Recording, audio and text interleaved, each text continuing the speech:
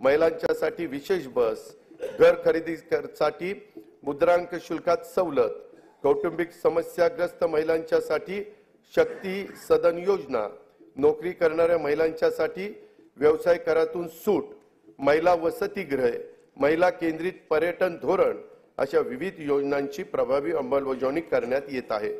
स्त्री ही कुटुंबाचा आधार असते।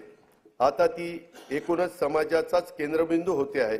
कुटुंबाचं व्यवस्थापन आणि अर्थार्जन अशा दोन्ही आघाड्यांवर ती लढते आहे। एक हाती कुटुंब सांभाळणाऱ्या कर्तबगार मुलं घडवणाऱ्या महिलाही आपल्याला पाहायला मिळतात। वेगवेगळ्या परीक्षांच्या निकालाच्या वेळी तर मुलींची आघाडी हा तर आता नियमच होऊ पाहतो आहे। अशा आपल्या कर्तृत्वान माय भगिनींना संधीची कवाडे आणखी खुली करणे, त्यांना प्रोत्साहन देणे हे सरकार म्हणून आपले कर्तव्यच आहे। म्हणून आमच्या लेकी बहिणींच्यासाठी मुख्यमंत्री माझी लाडकी बहीण योजना ही महत्वाकांक्षी आणि व्यापक योजना आज मी घोषित करत आहे।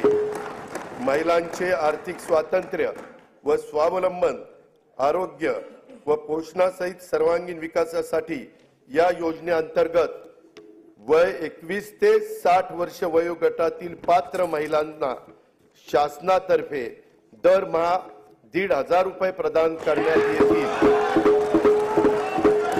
मुख्यमंत्री माझी लाडकी बहीण योजनेसाठी दरवर्षी 46,000 कोटी रुपयाचा निधी उपलब्ध करून देण्यात येईल। योजनेची अंमलबजावणी जुलै 2024 पासून करण्यात येईल। आपल्या शासनाने सन 2023-24 पासून लेक लाडकी ही योजना सुरू केली आहे।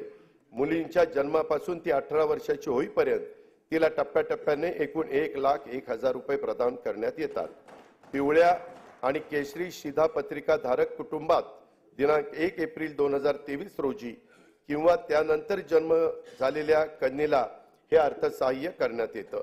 दिनांक 1 मे 2024 नंतर जन्माला आलेल्या व्यक्तींच्या नावाची नोंद शासकीय दस्तऐवजांच्या मध्ये त्यांचं नाव, नंतर आईचं नाव, नंतर वडिलांचं नाव आणि नंतर आडनाव या क्रमाने करण्याचं बंधनकारक देखील करण्यात आलेलं आहे।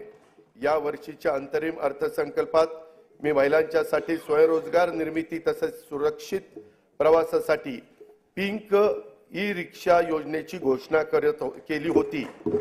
योजनेच्या पहिल्या टप्प्यात राज्यातील 17 शहरात 10,000 महिलांना रिक्षा खरेदीसाठी अर्थसहाय्य करण्यात येईल। या योजनेच्या करता 80 कोटी रुपयांचा निधी उपलब्ध करून देण्यात येईल। शुभमंगल सामूहिक नोंदणीकृत विवाह योजनेत लाभार्थी मुलींना देण्यात येणारे अनुदान पहिलं 10,000 रुपये होतं, आता ते 10,000 रुपयावरून 25,000 रुपये करण्यात आले आहे।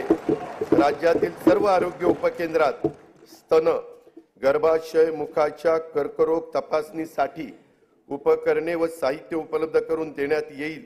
त्यासाठी 78 कोटी रुपये निधीची तरतूद करण्यात येईल।